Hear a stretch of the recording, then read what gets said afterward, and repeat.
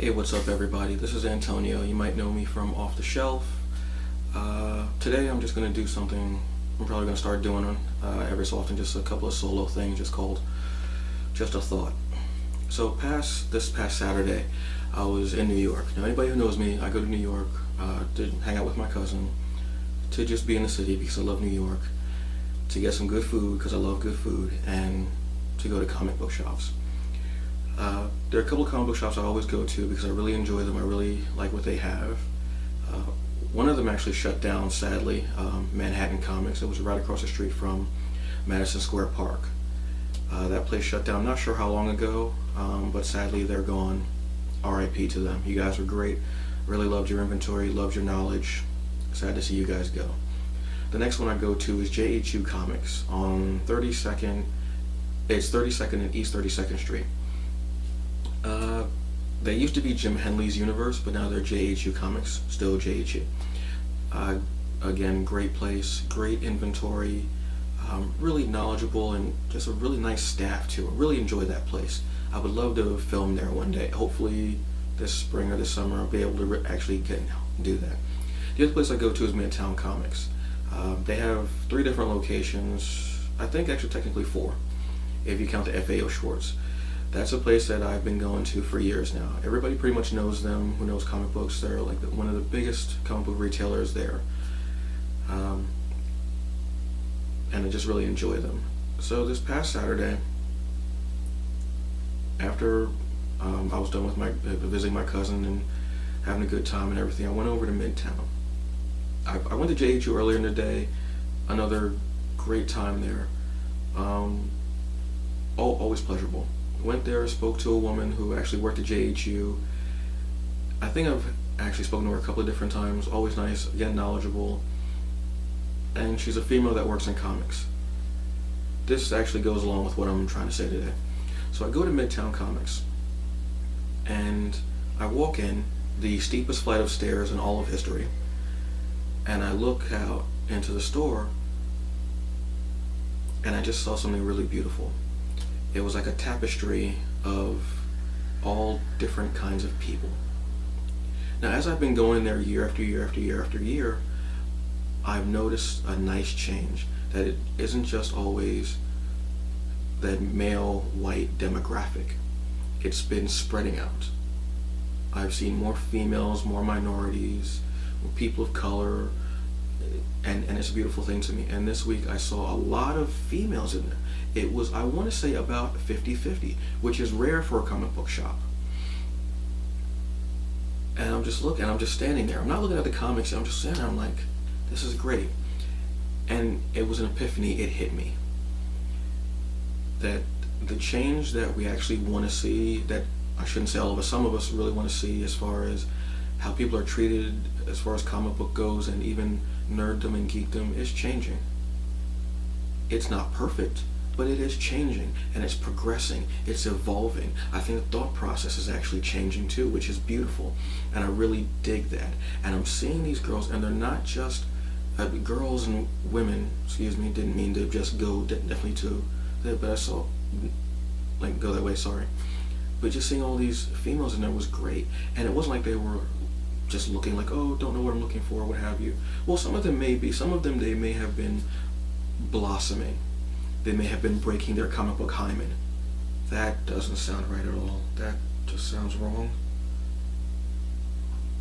They're looking to shed their comic book virginity. That sounds, I don't know.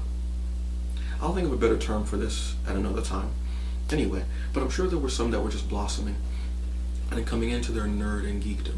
Then there were others that were already steeped in it, and they weren't apologetic about their years and years, probably lifetimes, of being nerds or geeks.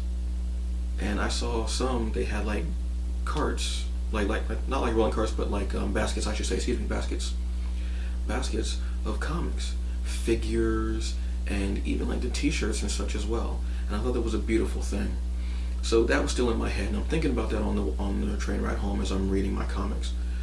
Well, this is great, all these people, and they were getting all different types of comics. They were going with your mainstream stuff, your Batman, your Superman, your Wonder Woman, your X-Men.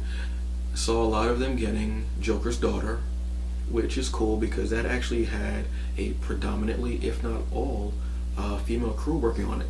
So that's actually a pretty cool thing. I hope that's not a gimmick. I hope that keeps going. DC, don't drop the ball on this one, please. I'm setting my bar low, but don't drop the ball on this, please. So I'm on my way home. I'm going home. The next day, I was speaking to a female nerd friend of mine. Huge comic book fan, huge gaming fan, anime fan. She does Steam and everything. Really great. Now, I don't know very many females that I can speak to about comics.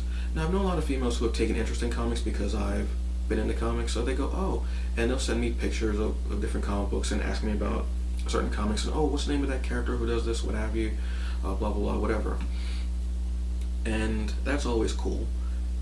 But to already speak to a female that's into comics, I hadn't really done that in depth because, like I said, I don't know very many females who are into comics. So we're speaking and we're talking, and I'm asking her about comics, and she just went in very deep, and it was a beautiful thing. It wasn't just, now I've spoken with dudes, obviously, about comics ad nauseum. It's gotten to the point where I'm like, geez, let's get off the topic of comic books. But it wasn't about her just being a female. It was just about being able to speak to someone different. Not just that one demographic as far as comic books go. And it wasn't, and the fact that she knew, it wasn't that she just like, oh, well, I like them because of this or whatever. She knew. Now, she's a huge Batman fan. I enjoy Batman, but I think Batman,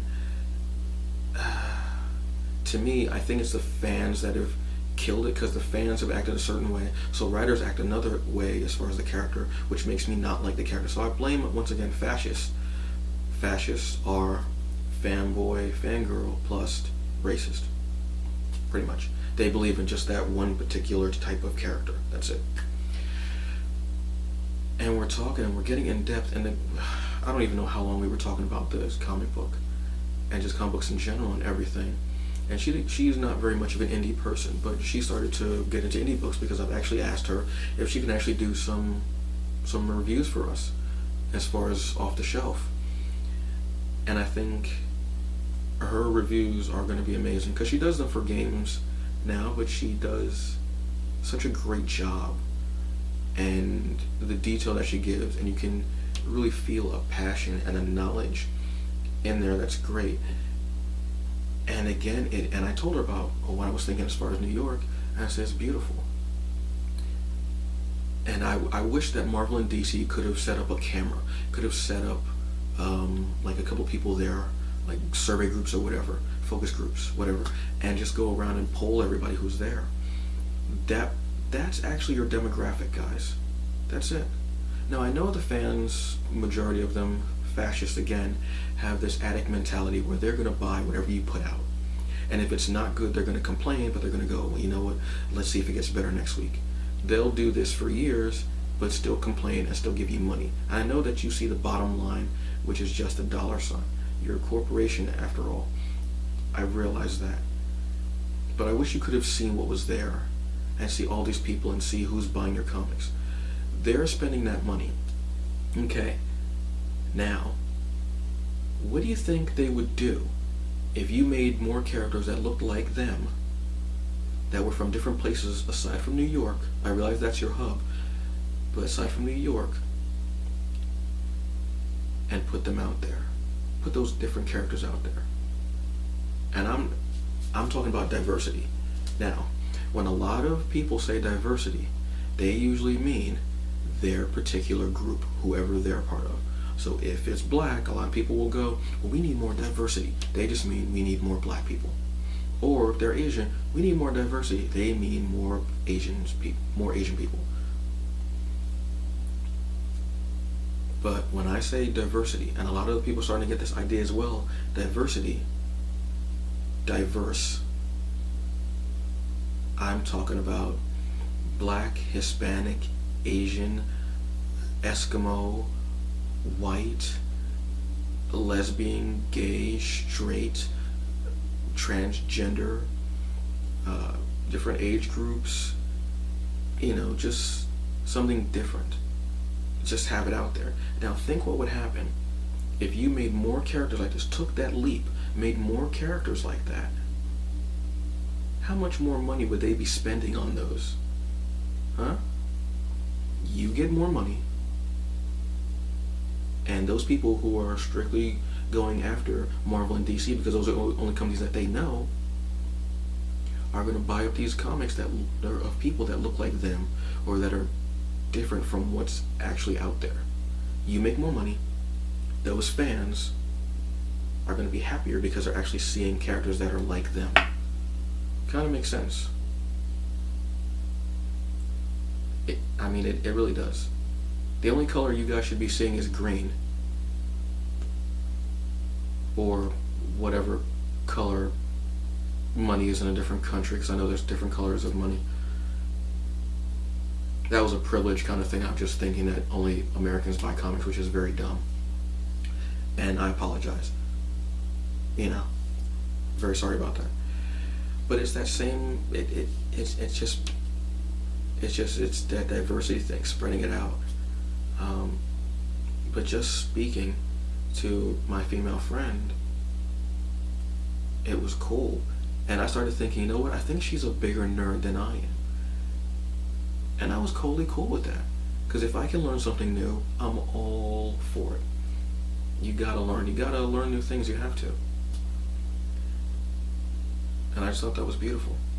So, there's a change happening. Sometimes you don't see the change because you don't see the forest through the trees.